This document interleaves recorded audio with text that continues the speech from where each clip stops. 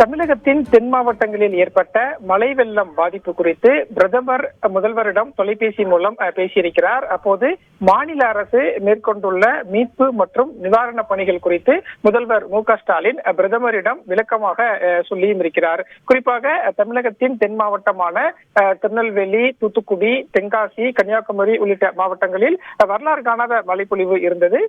திருநெல்வேலி, தூத்துக்குடி மாவட்டங்கள் அதிகம் பாதிக்கப்பட்ட நிலையில் முதல்வர் மு.க. ஸ்டாலினுடன் பிரதமர் நரேந்திர மோடி தொலைபேசி மூலம் நிலைமையை கேட்டறிந்திருக்கிறார்.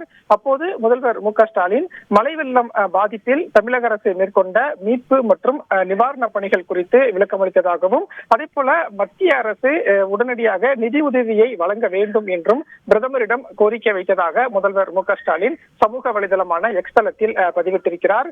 அப்போது பிரதமர் நரேந்திர மோடி மழை வெள்ளம் பாதிப்பு நிலைமையை மதிப்பீடு செய்வதற்கு நிதியமைச்சர் நிர்மலா சீதாராமனிடம் வலியுறுத்தியிருப்பதாகவும் தென் மாவட்ட மழைப்பொழிவு, மழை பாதிப்பு மற்றும் மிக்ஜாம் புயலால் ஏற்பட்ட பாதிப்புகளுக்கு நிச்சயம் மத்திய அரசு உதவி செய்யும் என்று பிரதமர் உறுதியளித்துள்ளதாகவும் முதல்வர் மு.க. ஸ்டாலின் எக்ஸ் தளத்தில் பதிவிட்டிருக்கிறார்.